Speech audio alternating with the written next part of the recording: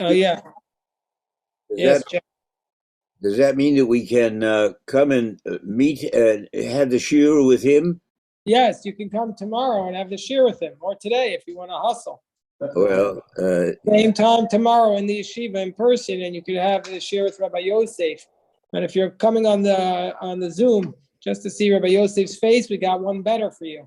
Come to see him in person tonight. I'll be here tomorrow night, or in the morning too. I'll be here for the morning. so Okay. so tomorrow at 6:20, he'll if I arrive at that time, I'll be able to join him. There. It's a Yeah, shiur. yeah, Okay, yeah, yeah. That'll be a beautiful thing if you came tomorrow at 6:20, Jerry. good. That's Thank very you. special. Very special. Okay, so the verse states, chapter 4, verse 25, Ki soid banim uvnei banim, when you give birth to sons. So we're reading now the Torah reading for Tisha B'Av. It's chapter 4, verse 25 and 26. Ki toid banim uvnei banim, when you give birth to children, sons and daughters, v'no shantem ba'aretz, and you have been for long in the land, meaning you dwell in the land. V'hishchatem v'asitem pesel tmunat kol, and you grow corrupt, and you make idols and images. So now you can see why this is the reading for Tisha B'Av. When you give birth to children, you're settled in the land, you become corrupt, you make idols and images, and do badly in the eyes of Hashem your God, and you make him angry. So, okay, right as Rashi say, V'no shantem ramaz lahem sheyiglu mimena. So he hints to them that they will be exiled from the land. This is a hint that they're going to be exiled after 852 years. Kiminyan v'no shantem. That's the numerical value of no shantem. V'no shantem is 656. Let's see. Let's go through it. 6 plus 50 plus 6. That's 62. Plus shin is 400. That's 462. Plus, oh no, shin is 300. That's 362. Plus another 50. What is that? 362 plus 50 is 412, right? Am I wrong there? 412. And then plus 8 plus 400 is 812. Plus 50 is 800. Oh, I got it wrong. No, you got it. No, that's Plus 8. 40. Oh, plus 40 is 852. So that's the 852 years from the time where they, so that's when, from the time of Joshua until Nebuchadnezzar exiled them, was 852 years. Not sure how they do the count. Do they count it from when Joshua first walks in, or after Joshua finished counting? Do they count it from, there are multiple exiles from the land. Okay. From the land, there wasn't all, there was This would scholarship. suggest that the land was settled in 1438 BCE, right? What? 586 is yeah, the right, Exile. the year of the exile. 587, 586, plus 852 years would take us to 1438. That is much earlier than almost everybody thinks. Usually they say around the 1200. exodus, right? So No, but the first temple was built 480 years after after the Exodus. That's where it says in Kings 7. okay, And it lasted for 410 years. 410 years. All those numbers line up, do they? No, they probably don't. That's why. So our calculation and the archaeological calculation is very different because if we really did come back after 70 years from Babylon, Right. then the second temple was built for 586 years, because 516 BC, Right. plus 70. Right. And they're saying that it was only built for 420 years. The second, Yeah, so the discrepancy that's a discrepancy. of 150 years or so. Yeah. And Maimonides actually said that we are probably off by 150 years for our yearly count. So, but I'm not sure from the Hebrew if we're up or down. If it's Okay. really 5933 or 56. Well, we'll see what it means. So it says that 852 years. So it says that God advanced the date and he exiled them with Sof Shmona Meot Chamishim after 850 years. V'ikdim shtei shanim u'beno shantem k'dei shelo yitkayim b'hem ki avot tov edun. Yeah, the 2 years don't save the timeline. He doesn't want to fulfill the verse that you will perish. Hashem hurried regarding the evil, and he brought it upon us. For Hashem our God is charitable.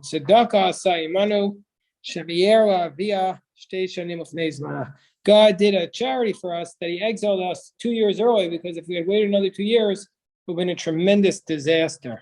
Hold on one second. As opposed to the destruction of the temple and the exile. But yeah, because we weren't completely destroyed. Okay. We weren't completely destroyed. We were saved.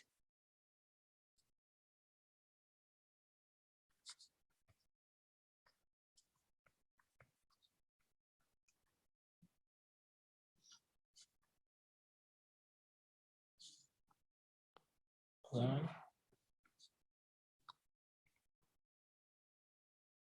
I just did the calculation backwards. Yeah. If the Hebrew year was 3830 when the second temple was destroyed, minus 852 equals 2,978 minus 480 according to the Book of Kings from the Exodus comes to 2,498, and most people say that the Exodus was 2,448, so that's only 50 years, not 150 years. So 852 plus 852 also includes the 70 plus years of Babylon, right?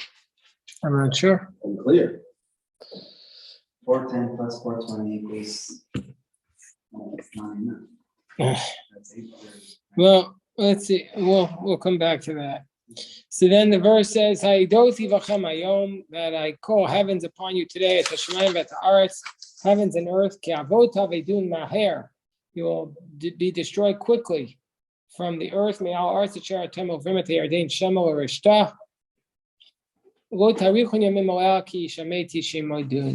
Will not be lengthen your days on it, because you'll be destroyed.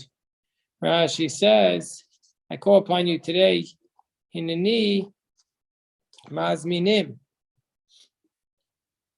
I'm calling upon you today, Liot Edim, be witnesses, Shesreiti Bachem, that I warned you. So they are there for 852 years, but when they lose it very quickly. Mhm. That's the concept, that take you a long time to build something, but when you lose it right away. That's what they say about trust. Takes a long time to build it. Build over a lifetime and can be destroyed in a moment. Yeah. Yeah, that's a true statement. Okay, fair enough. Uplifting, exciting to hear that. God will scatter you amongst the nations. God will scatter you amongst the nations. You'll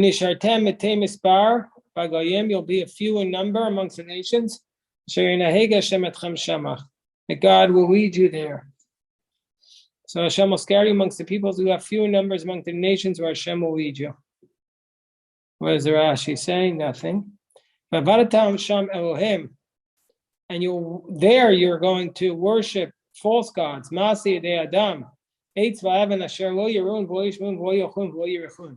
So God, you'll scatter you amongst the nations, and when you're there, what are you going to do?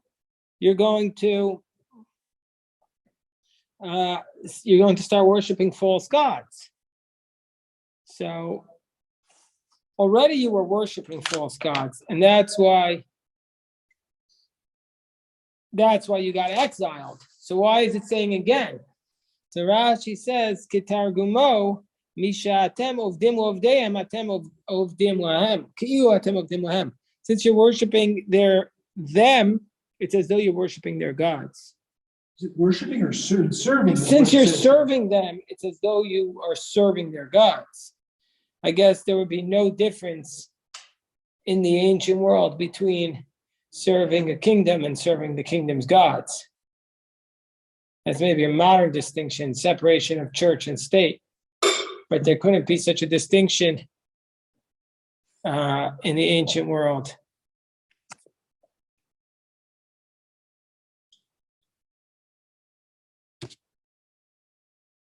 Okay.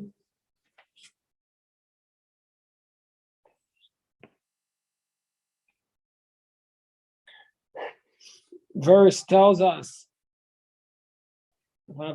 Sham, Elohim Maaseh Yedei Adam, Eitz Va'evan Asher Lo Yerun, Lo Yishmeun, Lo Yachun, Lo Yirachun. He will serve their gods that are the work of man, stone and wood, that will not see and not hear you, that cannot eat, cannot smell. Well, of course, one might argue that our God also doesn't eat or smell or see or hear. Those are human traits. But that's for a different conversation. Verse 29, Ubikashtem mishamas Hashem Elokecha, and when you're there, you will seek out God, your God, umatzata, you'll find him.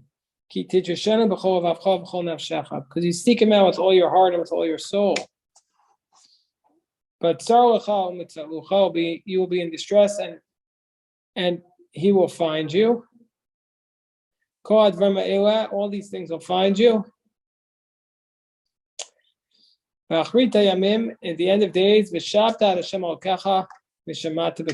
will return to Hashem your God and you'll hear his voice. Rashi says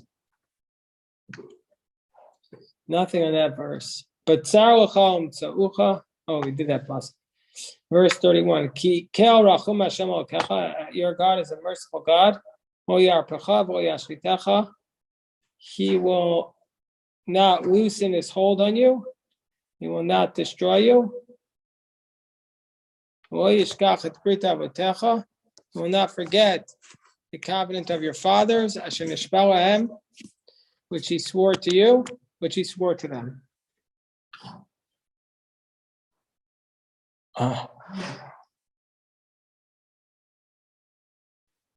He will not weaken his hold, he will not destroy you, will not forget the covenant with your fathers that he swore to them. What does Rashi say? He will not loosen you from holding on to you with you, with his hands. He will not give you a loosening. He will not separate you from being next to him.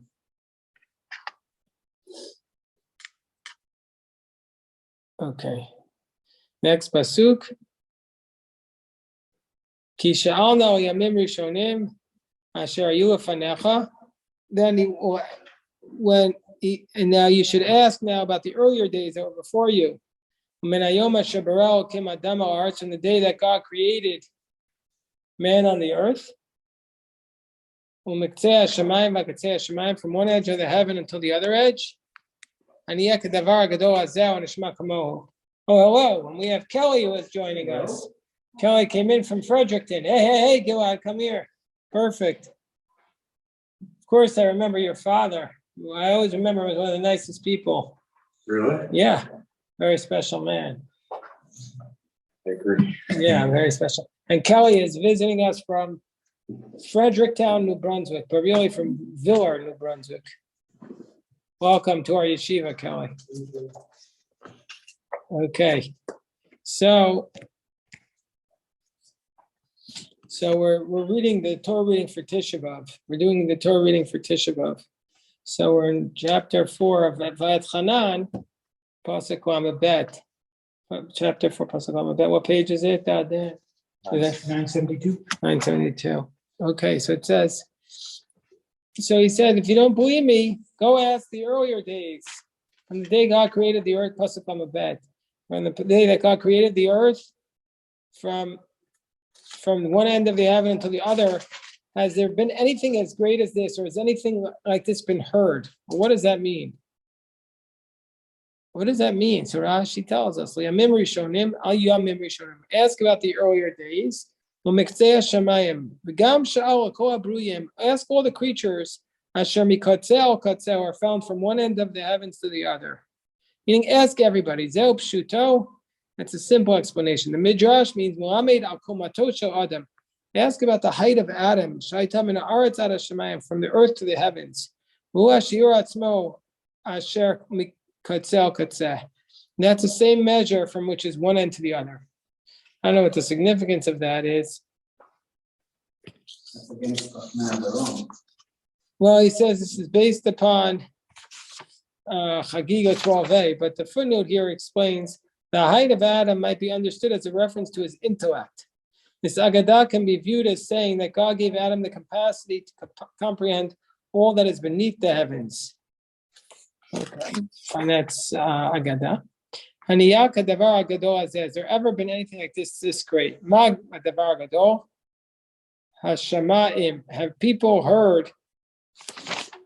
Meaning to say, what is the matter that we're talking about? You ask anybody in the world, has there anything been as great as this? What is that? What are we talking about? The next verse. Sinai. The revelation at Sinai. That is the singular moment in the history of the world according to the Torah. The revelation at Sinai. And by the way, what did they say at Sinai? The Ten Commandments and the Shema, Bahar Sinai, but these different things. He says, Hashama am kol Elokim, Midaber. Has a whole nation heard God speaking mitoch ha'esh, from the fire? Kasher shamata ata vayechi, like you heard and lived. Has anybody heard God speaking to a whole nation like you heard and lived? Is there another reference like that in ancient world to God speaking to an entire nation? They say no. Oh, anisa elokim, or has God ever performed miracles? Rashi says the word nisa means hachiasan nisim shum eloah lavoa kachat goy. Has ever God done miracles to take for himself a nation? Kol ha'hin halalu to miyotin. Rashi says all these questions are questions of astonishment. Therefore, they have a vowel of a chataf patach. The chataf patach is a vowel that means it's a question. Aniyah nishma shama nisa. Rashi says, "O nisa elokim lavoa kachat lo goy mikarab goy." Has any God done such a miracle to take one nation from the midst of another nation? B'masos bo'sos, with challenges and signs and wonders, with milchama v'yad chazakah, with war and a strong hand, v'zro netuyah moraim gedolim k'chol asher asah Hashem Hashem Elokechem b'Mitzrayim le'necha. Has anybody ever done anything like this? With an outstretched hand, great wonders, just like Hashem did to you in Mitzrayim. Has you ever seen anything like that? Rashi says, b'masos, with challenges, ayidei nisyonos, by tests. Hodiam gvuratav, he let them know of his might. For example, hispa'erolai, imuchala sokein, harei zenision. See if I can do this. But usos, with signs, b'simanim, with signs, la'amin, shu shulchosha makom, to believe. By the way, are people hot? I can make it cooler. Anybody hot here? No, Okay, fine. To believe that he is the agent of God. What's this in your hand? Movsim, wonders. These are the miracles, the plagues that he brought upon the Egyptians. The war. Has there ever been anything? Put this to all our viewers on YouTube. We'll see that Hugh picked up our guests at the airport. Our yeshiva comes with limousine service. White glove service. Okay, now verse 35. Ata hareito adat ki Hashem Elokim eino milvado. He says, okay. Ata hareito adat ki Hashem Elokim eino milvado. You have been shown to know that Hashem is your God. there is none beside him. You have been shown to know that Hashem is your God. There is no one like him. What does that mean? Kitar gumo. Itachazita. You have been shown. Kishanatan HaKadosh Baruch Hu et HaTorah, patachu lahem shiva rikiyim. When God gave the Torah, he opened the 7 heavens for Israel. Ukishem shekara et ha'elyonim, kach kara et ha'tachtonim. Just like he opened the upper realms, so he did open the lower realms. V'ra'oi shehu yechidi.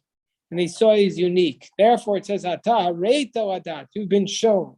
So what does it mean, this expression, you've been shown to know? Rashi means you saw directly God. The heavens opened up and you directly saw God. Even Ezra understands it mean you've been shown the miracles and the wonders to know the uniqueness of God. But Rashi says it means you've been shown God. But doesn't it say in Exodus that you can't see God? Well, it says you saw the heavens. He opened up the heavens at that moment. I thought that Hashem says to Moshe, no man can see me and live. Yeah, I guess he saw the heavens, but he didn't see God. No other God has ever opened up the sky. Hold on 1 second. Unclosed that usually stays away from that kind of description. Hold on. Right? I think even the hand of Hashem translates as Okay. So now, what does the next verse tell us?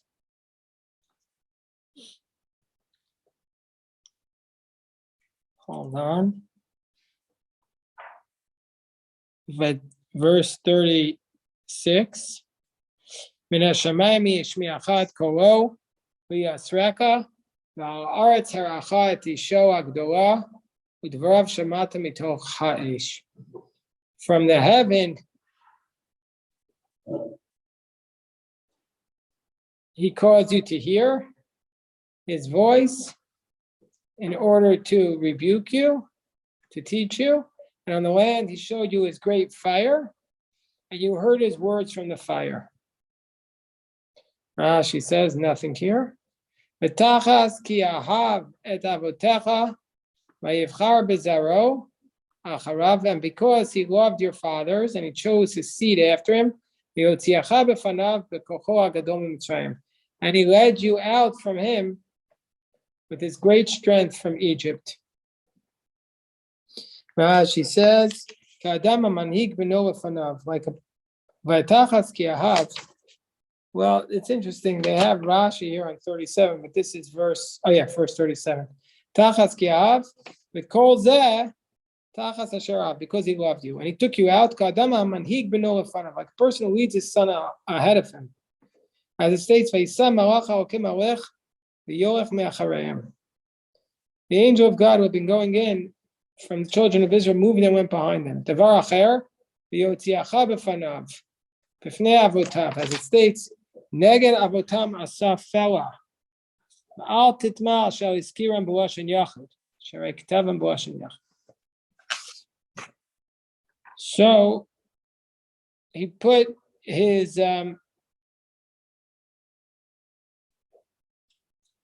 sounds like the Midrash saying that he brought Abraham and Isaac and Jacob to see that he fulfilled his promise to them. Like, took them out of the grave. And very nice, Rabbi Yosef. Yeah. That's the next pasuk. Horish goyim gedolim v'atzumim mimcha mipanecha v'aviacha latet lecha et artzam nachla kayom hazeh. In order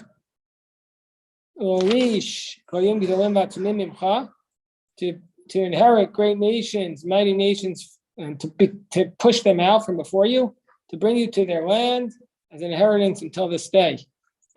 Just heightening it because we rejected all this.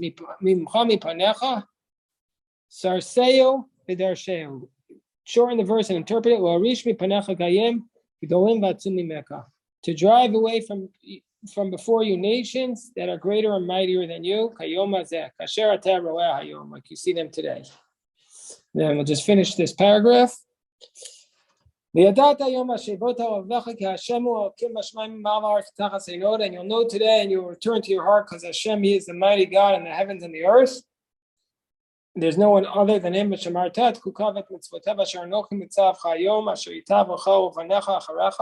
You guard His laws and His commandments that I command you today. It'll be good for you and for your children after you, so that you'll lengthen your days on the earth that Hashem, your God, will give you for all the days. All right, this is the Torah reading for Tisha B'Av. As you can see, this is what we rejected. We gave up. We gave it all up. Hashem had given us everything. All right, we'll stop the recording here. What's the difference? Yeah, shkoyach, Jerry, and maybe we'll see you tomorrow in person, Jerry, to meet Rabbi Yosef. No, that minute now. What about the university?